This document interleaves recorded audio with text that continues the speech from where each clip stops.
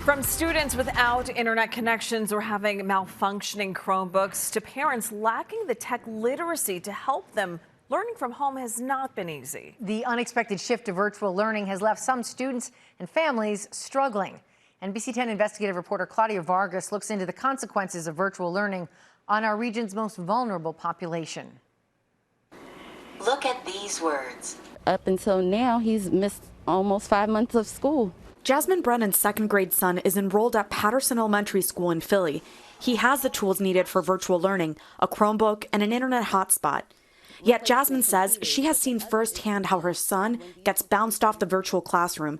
She says tech challenges have prevented the boy from staying logged into class. This dilemma is really detrimental to his education. He's not able to log on. He's not able to participate with his group. Jasmine says her son can't keep a steady connection. Immediately, as soon as he logs on, he's kicked back off. She says the district has replaced the 8-year-old's laptop twice and remotely logged into his account.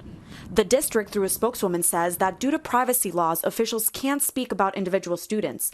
But the spokeswoman in a statement says, in part, "We understand that this may be a challenging time for some families and have made available a myriad of supports available to try and remove as many barriers as possible for students during this time outside of school buildings." Jasmine's 4th-grade son also goes to school virtually. He has not run into any problems. The school district confirms the older boy hasn't had the same technical issues. But the second grader isn't the only student having problems with virtual school. This is disproportionately impacting kids of color. Margie Wakeland is a lawyer with the Pennsylvania Education Law Center. The group is representing Jasmine and her son in getting the boys' access issues resolved. Wakeland says she and her team have been fielding hundreds of complaints regarding virtual learning, many from underserved communities. How can they be problem solving with schools to try and address the access issues? Because families, they want their children to be in school. They want them to be learning. The NBC 10 investigators looked at the Philly School District's attendance data to see possible effects of virtual learning. Philly and some other school districts say if a student is in class 95% of the time, that's considered good attendance. In October 2019, before the pandemic, 77% of white students met that attendance goal. In October 2020, after months of virtual learning, white students had actually improved their attendance to 80%. But virtual learning had the opposite effect for Black and Hispanic students. In October 2019, 69% of Black and Hispanic students met that good attendance mark. Those numbers had dropped to 58% of Black and Hispanic students in October 2020. We have provided the Chromebooks. We have provided IT support for parents and for students. However, students are still not logging on. Evelyn Nunez is the district's chief of schools. She says some students don't have stable housing. They may be homeless or moving from babysitter to babysitter. Some may have other issues, including no electricity, that prevent them from virtual learning. Do you know yet what that learning loss or gap has been since going to virtual? So we have seen, when we analyze our attendance, when we analyze student grades, when we analyze our assessments that we give across for literacy and math across the district, we have noticed a dip. According to the district's data, second grade had the largest drop in attendance out of all grades. It went from 73% of students having good attendance in October 2019 to 59% of second graders having good attendance in October 2020. The district attributes the decrease to virtual learning. Brennan's son is among the group that dropped off. Nunez wasn't familiar with his case, but we asked what impact missing 4 months of school would have on a second grader. It would have definitely a great impact. She says in order to close the learning gap for all students, the district is developing summer school programs and extended school time. We are prepared to address this loss. We are already in the planning phases of defining opportunities for students. The district is working with the teachers union to bring back kindergarten through second graders for in-person learning as soon as possible. Nunez says it's going to take some time to catch up students who fell behind during the pandemic. For the investigators, I'm Claudia Vargas, NBC 10 News. Well, at the start of the pandemic, some of Philly's struggling families didn't have internet or school supplies at home. Some were homeless. The NBC 10 investigators found a principal in one of the most challenged neighborhoods managing her students' education from afar. Investigative reporter Claudia Vargas shows us what can be done to get students coming back to virtual class. children focus on the flowers or the vase? Art class in the virtual world. Kathy Lee's son is copying the vase with flowers on his computer screen to his notebook. Show it to her. Have you done? Online learning wasn't always this smooth for the Lee family. It was rough at first, just getting used to being home with them every day and trying to get the technology up and running. Lee's children attend H.A. Brown Elementary in Kensington. You had to add it. The school went virtual last spring, like the rest of the Philly school district. The principal at H.A. Brown, Connie Carnival, has been trying to keep the school's families connected with hotspots and parent liaisons. We're 100% economically disadvantaged for our population. Families needed everything from laptops to Wi-Fi, food, school supplies. The school's teachers made home visits. They really felt passionate about the students having the same manipulatives they would have in school and make sure they had that initial supply of pencils, pens, highlighters. But even then, some students still weren't logging on.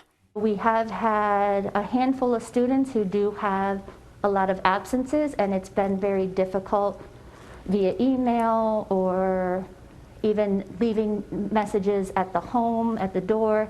Carnival tells us that prior to the pandemic, the truancy rate at her school was about 2%. Since going virtual, though, 24% of her students have missed 10 or more days of class. Which is not something that we're used to at all. But she points to parent liaisons such as Lee, who are working with the school's Vietnamese families to help them with virtual learning. H.A. Brown also has Spanish-speaking liaisons. They try to find ways to keep the students engaged in some way. We've even said, even if they can just have a phone and be on a cell phone, because they can connect to their classrooms and at least listen. She believes it's crucial to get those younger students back in the building, especially the ones who have been virtually truant. We're going to have students that have a gap because they need that live instruction. Carnival showed us some of the kindergarten classrooms that are ready for in-person learning. We're going to need to assess, as soon as they're back in, where they are. Carnival tells us small group instruction will be key in helping to bridge any learning gaps among students. For the investigators, I'm Claudia Vargas, NBC 10 News. School truancy rates have been going up throughout our region, a result of virtual learning. Now the NBC 10 investigators follow one Delaware school district as it tracks down truant students. Investigative reporter Claudia Vargas looks at the challenges of locating and helping kids in the middle of a pandemic.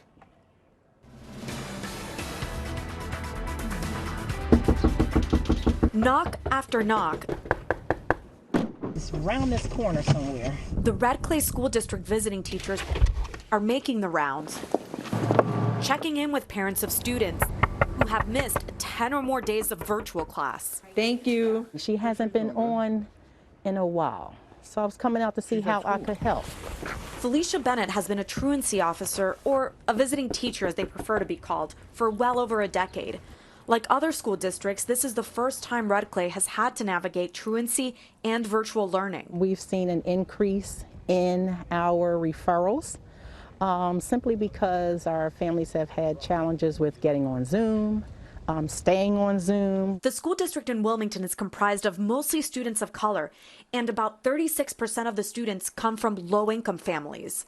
They may not have access to internet services. Some parents lost their jobs and could no longer afford rent. How are you, Miss Hopkins? One of those was Mary Mar Hopkins. She has 2 elementary school daughters and another in middle school. I wanted to come out just to make sure everything was going okay with them. Mary Mar lost her childcare job due to the pandemic. A lot of us had got laid off because, of course, a lot of kids weren't coming to childcare. So it was like it was hard. Then crime in her Wilmington neighborhood escalated. As she showed us in photos, bullets went flying through her front door one day in July, striking the TV and wall. We had to pick up and leave and go to a hotel. When school started again in September, the hotel didn't have sufficient internet for the girls to go to school. In the beginning, they did miss a lot of time. 2 months, she says. Attendance experts say having 10% or more of unexcused absences is chronic truancy, and it can be detrimental, including impacting reading levels, passing classes, and if a student graduates. Data from some of our region's urban school districts already show signs of a growing learning gap. The overall average attendance rate for the Red Clay School District's white students only dropped 3 percentage points from October 2019 to October 2020, while Black and Hispanic students had attendance drop to below 90% in October 2020. And I think there's a real concern that the gap is going to increase. Red Clay Deputy Superintendent Hugh Broomall says summer school and other remediation plans are being put into place. I think there's going to be an impact, particularly in some of our lower socioeconomic groups that have not necessarily had the same access or participation in online learning. In December, the district was able to get in touch with Mary Mar Hopkins. They provided the family with internet hotspots, food, clothes, and eventually housing. I went from being stressed out to having comfort that I did have that support. The family is settling into their new home. The 2 youngest ones are back in-person learning. The 7th graders learning virtually. But not all families are as lucky. Red Clay's visiting teachers can't always locate a family. If no one answers the door, as is common, they will leave an orange tag on the door. It asks the parent to call the district. If it's a rental property, sometimes the rental company will call us, give us a call, just letting us know that the family is no longer residing there. Then the cycle of phone calls, letters, and visits starts all over again. For the investigators, I'm Claudia Vargas, NBC 10 News.